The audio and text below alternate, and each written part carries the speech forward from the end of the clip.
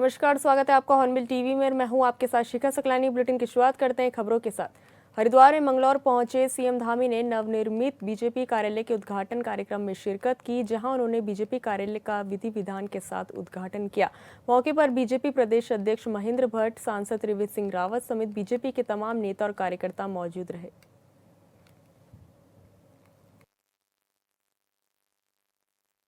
आदरणीय प्रधानमंत्री जी के मार्गदर्शन में आज हमारी सनातन संस्कृति की पताका संपूर्ण विश्व के अंदर लहरा रही है और भारत अपनी जड़ों से जुड़ते हुए फिर से विश्व गुरु बनने की ओर तेजी से अग्रसर हो रहा है।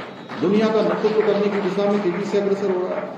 चाहे अयोध्या में लंबे कालखंडों के बाद 500 वर्षों के बाद भगवान राम का भव्य दिव्य मंदिर बनना हो, उज्जैन में महाकाल लोक बनना हो, या भगवान विश्वनाथ की नगरी, महादेव की नगरी काशी में काशी कॉरिडोर बनना हो, या हमारे देवभूमि उत्तराखंड में 2013 की आपदा के बाद हम सबको अच्छी तरह मालूम है कि वो परिसर भगवान केदार का काफी उसमें नुकसान हो गया था, काफी क्षति हो गई थी। उस परिसर को, उस बाबा के स्थान को फिर से भव्य केदार या दिव्य केदार बनाना हो, या हमारे भगवान बद्री विशाल का नव निर्माण और मास्टर प्लान का काम हो, ये सभी काम तेजी से आगे बढ़ रहे हैं और हमारी सभी धार्मिक धरोहरों को आज सजाया जा रहा है, संवारा जा रहा है, ना भूतो न भविष्य की। वहीं आज आदरणीय प्रधानमंत्री श्री नरेंद्र मोदी जी के नेतृत्व में कश्मीर से धारा 370 को हटाना हो, 3 तलाक जैसी कुप्रथा का अंत करना हो, नागरिक संशोधन कानून लाना हो या वक्फ संशोधन कानून लाना हो, ऐसे कानून के माध्यम से एक भारत श्रेष्ठ भारत की परिकल्पना को साकार किया जा रहा है। वहीं अंत्योदय को जन जन तक पहुंचाने के लिए, उसके सिद्धांत को पालन पूर्ण करने के लिए जनधन योजना, उज्ज्वला योजना, आयुष्मान भारत योजना, प्रधानमंत्री आवास योजना, मुफ्त राशन योजना जैसी अनेक जन कल्याणकारी योजनाओं के माध्यम से समाज के अंतिम छोर में खड़े हुए व्यक्ति को भी मुख्य धारा से जोड़ने का, उसके जीवन को भी आगे बढ़ाने का कार्य बहुत तेजी से किया जा रहा है। और मोदी जी देश के ऐसे पहले प्रधानमंत्री हैं जिन्होंने मध्यम वर्ग के उत्थान के लिए भी अनेक ऐतिहासिक कदम उठाए हैं।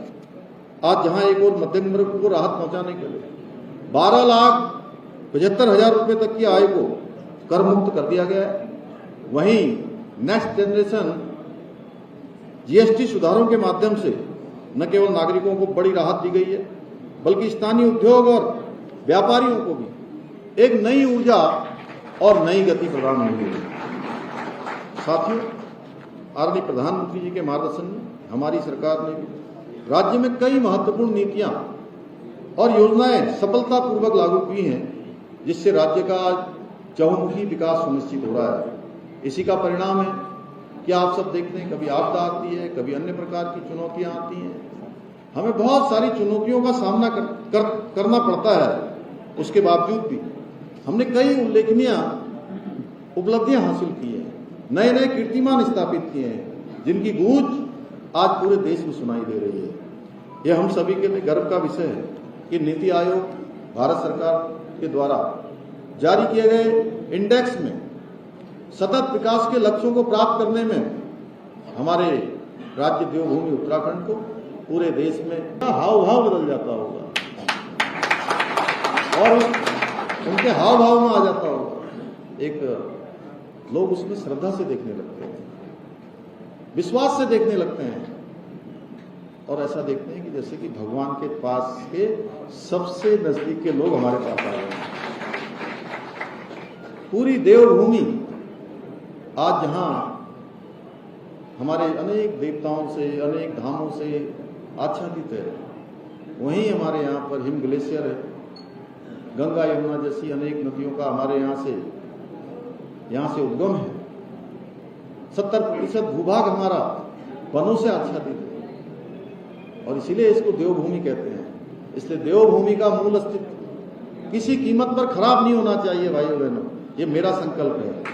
और ये संकल्प मैंने लिया है, लेकिन ये संकल्प पूरे देवभूमि का संकल्प है कि यहाँ की देव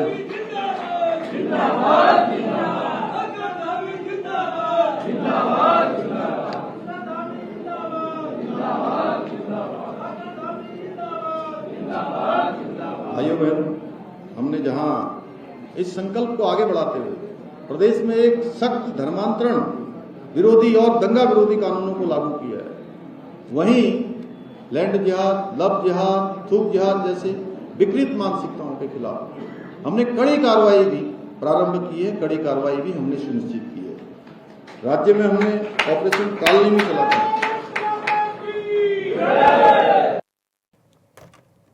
कैबिनेट मंत्री गणेश जोशी ने बीजेपी सरकार में हुए देश के विकास को लेकर बयान दिया है और कहा कि वर्ष 2014 में जब पीएम मोदी ने देश की बागडोर संभाली थी तब भारत की अर्थव्यवस्था विश्व में नीचे पायदान पर थी, लेकिन आज छलांग लगाकर हम चौथे स्थान पर पहुंच गए हैं। उन्होंने कहा कि एक समय हम अस्त्रों के आयातक देश थे, लेकिन आज हम ब्रह्मोस जैसी अत्याधुनिक मिसाइलें खुद बना रहे हैं। ऑपरेशन सिंदूर के दौरान हमारी सामरिक क्षमता ने पाकिस्तान के एयरबेस को बर्बाद कर दिया था। देखिए, भारत आज आत्मनिर्भर हुआ है। 2014 में जब मोदी जी ने सत्ता संभाली थी, हम विश्व की 10वीं अर्थव्यवस्था थे। आज छलांग लगाकर हम चौथे स्थान पर आ गए हैं। एक समय ये था हम विदेशों से अस्त्रों का आयात करते थे, आज हम इतने मजबूत हो गए हैं। आपने देखा होगा कि हमारे यहाँ की ब्रह्मोस मिसाइल, जिसको पहले हम रशिया के सहयोग से बनाया था, बाद में उसको हमने अपग्रेड किया और ऑपरेशन सिंदूर में पाकिस्तान के एयरबेस में जहाँ पर एसी लगा था, वहाँ से मार करके इतना एक्यूरेट उसका निशाना था कि उसको तहस नहस किया। आज 76,000 करोड़ रुपए के ब्रह्मोस के ऑर्डर हमको मिल गए हैं। आज हमारा तेजस विमान जो हमारे देश में बनता है, उसकी डिमांड हो रही है। आज अन्न के मामले में हम आत्मनिर्भर हो गए हैं, जहाँ 1 अरब 40 करोड़ देशवासियों को अन्न की आपूर्ति हमारा देश करता है। वहीं 90 से अधिक देशों को अन्न का निर्यात हमारा भारत का। कांग्रेस विधायक फुरकान अहमद ने सरकार और प्रशासन पर उपेक्षा का आरोप लगाते हुए कहा कि उन्होंने कई बार विधानसभा में मांग की है कि जिस प्रकार हमारे चारधाम को तीर्थ स्थल घोषित किया गया है, उसी प्रकार कलियर शरीफ दरगाह को भी धार्मिक पर्यटन धाम का दर्जा दिया जाना चाहिए, लेकिन सरकार ने अब तक कोई कदम नहीं उठाया। उन्होंने कहा कि दरगाह परिसर की 3 मस्जिदें, बड़ी मस्जिद, इमाम साहब की दर और रेलवे स्टेशन रुड़की स्थित मस्जिद के मरम्मत कार्यों के लिए 2021 में एस्टीमेट तैयार किया गया था, फिर भी आज तक काम शुरू नहीं हुआ।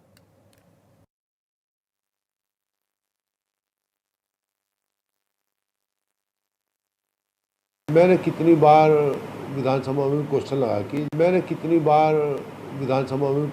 कि जिस तरह हमारे 4 धाम है, पिरान कलियर को 5 धाम घोषित करना चाहिए, तो सरकार ने अब तक नहीं किया। और जो वहाँ पर काम होते हैं वो हम अपनी विधायक निधि से या किसी अन्य स्रोत से कराते हैं। हमारे यहाँ 3 मस्जिद है दरगाह की, जो दरगाह के अंडर में कलियर शरीफ की बड़ी मस्जिद की दरगाह, एक इमाम साहब की बड़ी दरगाह की मस्जिद और एक हमारे रेलवे स्टेशन रुड़की की, जो 2021 में इनका एस्टीमेट बना। और हमने मांग की कि इनमें काम होना चाहिए, दरगाह के पैसे से होना चाहिए। तो आज हमारे अधिकारियों ने, चाहे उसमें जिलाधिकारी हो, चाहे सीईओ हो, चाहे प्रबंधक हो, चाहे जो एडमिनिस्ट्रेटर हो, सब ने वो फाइल चारों तरफ घुमा रखी है। क्यों हमारी मांग है कि अभी जब बरसात हो रही थी, हमारी जो दरगाह की जहाँ देश विदेश से जारीन आते हैं, उसमें वो पानी टपक रहा था, यानी कि कितने सारी सफ़े ख़राब हो गई और लोगों को नमाज पढ़ने में भी बड़ी दिक्कत हुई।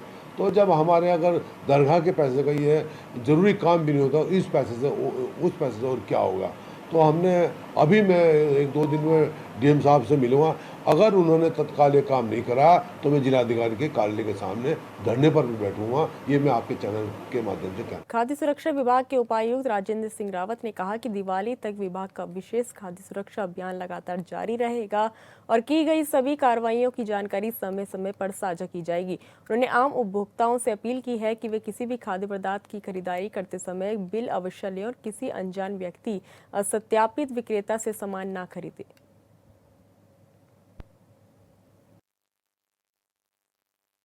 दीपावली तक ये त्यौहार जो हमारा अभियान है ये जारी रहेगा और जो भी कार्रवाइयाँ होंगी हम आपको समय समय पर अवगत कराएंगे। मेरा आप लोगों से के माध्यम से आम कंज्यूमर से उपभोक्ता से एक अनुरोध है कि बेसिकली देखिए कोई भी खाद्य पदार्थ आप खरीदें तो उसकी बिलिंग जरूर ले लें, किसी अनजान व्यक्ति से ना खरीदें। और तीसरा ये कि देखिए मैंने अक्सर एक जो आजकल एक ट्रेंड में चल रहा है, बच्चे बर्थडे केक वगैरह ले रहे हैं, उस पर बहुत ज़्यादा कलर होते हैं। ये कलर आपके स्वास्थ्य के लिए हानिकारक हो सकते हैं, इसलिए बहुत ज़्यादा चटकीले कलर या इस तरीके से कोई भी जो फैंसी आइटम उन पे लगे रहते हैं इनका प्रयोग कम से कम करें ताकि आपका स्वास्थ्य ठीक रहे। नैनीताल के कैजीधाम में गोली लगने से एक की मौत हो गई। गोली किसने चलाई और ये हत्या है या आत्महत्या, इस गुत्थी पर पुलिस जांच में जुटी है। फिलहाल पुलिस ने शव को कब्जे में लिया है और पोस्टमार्टम के लिए भेज दिया है। बताया जा रहा है कि बेताल घाट के आनंद सिंह किरोला रेस्टोरेंट में काम करता था। गोली इसके मालिक रमेश किरोला की लाइसेंसी बंदूक से चली है, जिसको पुलिस ने जब्त कर लिया है।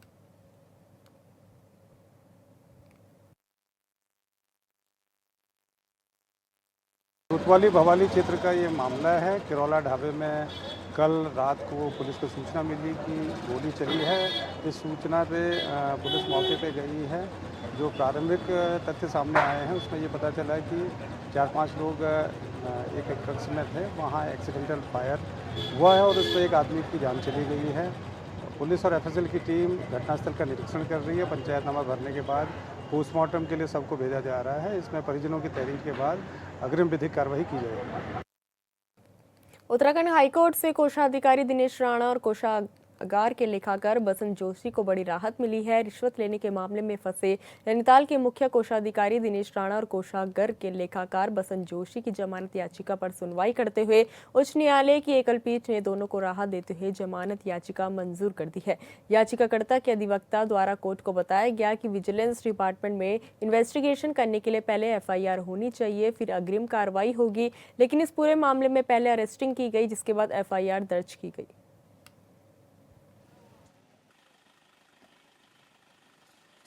इसमें एंटी करप्शन का ये जो केस था राणा और जोशी पे, जो ट्रेजरी ऑफिसर और उनके असिस्टेंट जो थे कलर स्टाफ के, उसमें ये था कि काफ़ी लंबे समय से एक तो वो जेल में रह गए और दूसरा ये कि जो चार्जशीट लगाई है हम लोगों का बेसिक ये था कि देर तो जो आपने की है, जो चार्जशीट लगाई है वो इनकम्प्लीट है। और क्योंकि जो एफएसएल की रिपोर्ट आज तक नहीं आई, तो चार्जशीट के कोई माने नहीं होते कि जब तक एफएसएल की रिपोर्ट ना आए। बेसिक ग्राउंड ये थे और ये थे कि किसी तरह का भी कोई डिमांड किसी तरह से वो नहीं की गई। जो प्रोसिक्यूशन ने जबरदस्ती इन लोगों पे फोर्सफुली एक केस बनाया जो निराधार है, जिसमें इनको बेल मिलनी ही चाहिए। और कोर्ट ने इन सब बातों को देखते हुए काफ़ी लंबे समय से दूसरी कोर्टें भी सुन रही थी। आज ये कोर्ट ने शॉर्ट में हाई कोर्ट ने ये सुन करके पिथौरागढ़ जिलाधिकारी आशीष भटगाई ने जनपद वासियों को दिवाली की शुभकामनाएं दी। जिलेवासियों से निवेदन भी किया कि दिवाली के त्योहार को शांतिपूर्वक और सौहार्द के साथ मनाएं। जिलाधिकारी ने कहा कि दिवाली को लेकर सारी सुरक्षा व्यवस्थाएं कर ली गई है। अग्निशमन की गाड़ियों को सेंसिटिव जगहों पर तैनात किया गया है।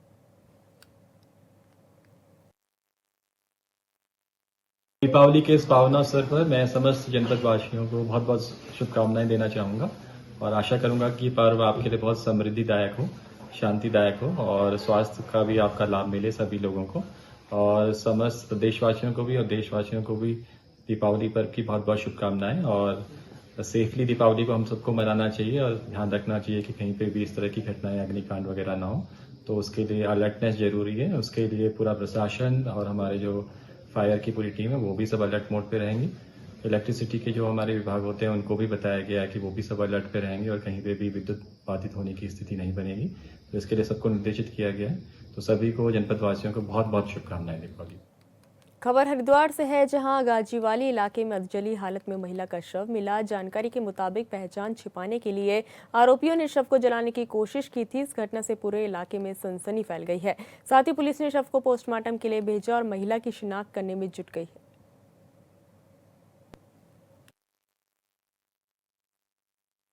स्थानीय निवासी द्वारा जो सुबह घूमने गए थे उनके द्वारा 7 बजे पुलिस को सूचित किया गया कि एक हाईवे से लगी हुई जो खाली जगह है वहाँ पर एक अधजला शव पड़ा है जो प्रथम दृष्टया किसी महिला का प्रतीत हो रहा है। सूचना पर तत्काल पुलिस मौके पर पहुंची और वहाँ पर उसको देखा गया। घटना में उसको वहाँ पर शव को लाकर जलाया गया है।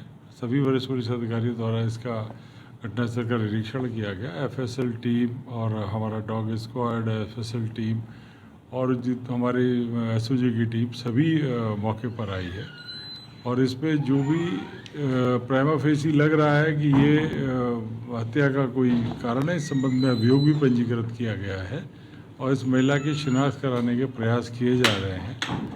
और इस संबंध में थाना श्यामपुर पर जो है हमारे द्वारा 6 टीमें बनाई गई हैं तो इस संबंध में इसके संभावित आने जाने के ठिकाने और इसकी शिनाख्त के पूरे प्रयास करने की कोशिश कर रहे हैं। सभी बिंदुओं पर कि स्थानीय बाहर से की महिला है, इस सब पर ही पूछताछ विभिन्न बिंदुओं पर जो टीमें हैं वो लगी हुई हैं और पूछताछ।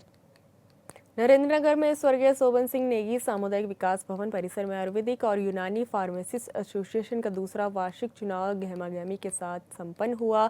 इस चुनाव में राकेश सिंह नेगी ने अपने प्रतिद्वंदी अनिरुद्ध गुसाई को 23 के मुकाबले 49 मतों से पराजित किया। 26 मतों से विजय रहे राकेश सिंह नेगी ने संगठन के सदस्यों का आभार जताया, जबकि जिला मंत्री के पद पर विपेंद्र गोदियाल, वरिष्ठ उपाध्यक्ष पद पर सतीश चंद्र, संयुक्त मंत्री राजेश रावत चयनित किए गए। सर, पहले तो मैं आज बहुत खुश हूँ और मेरे साथी दूर दराज से आए जो कि विषम भौगोलिक परिस्थितियों में अपने सेवाएं दे रहे हैं और फिर भी आज काफ़ी संख्या में यहाँ पे अपनी उपस्थिति दर्ज करी। मैं उनका आभार व्यक्त करता हूँ, धन्यवाद करता हूँ। और जो आज ये मेरी जीत हुई है, ये मेरी जीत नहीं है, ये जो मेरे साथी आरक्षित थे उनकी जीत है और ये संगठन का एक महत्वपूर्ण पद होता है और मेरे कंधे पे आज एक नई जिम्मेदारी हुई है और मैं हर तरीके से कोशिश करूंगा कि अपने सभी साथियों की जो भी समस्याएं हैं उनका निराकरण जनपद स्तर पे करूँ। आज नरेंद्रनगर के टाउन हॉल में ये उपस्थित देखने को मिली। आज हम प्रांतीय नेतृत्व आज अपने को गर्व महसूस करता है कि हमारा हर साथी एक कड़ी से कड़ी जोड़कर यहाँ पे खड़ा है हमारे साथ और हमारा एक अंग है। और आज श्री राकेश नेगी अध्यक्ष पर निर्वाचित हुए और सारे पदों पर वरिष्ठ उपाध्यक्ष पर सतीश चंद्र निर्वाचित हुए, महामंत्री पर विपेंद्र गोदियाल हुए, संयुक्त मंत्री पर राजेश रावत हुए और आयुर्वेद निरीक्षक पर हमारे रमेश पोखरियाल जी निर्वाचित हुए और कोषाध्यक्ष पर अवदीप चमोली निर्वाचित हुए। और हमारे संगठन में एक बहुत स्वस्थ परिपाटी है।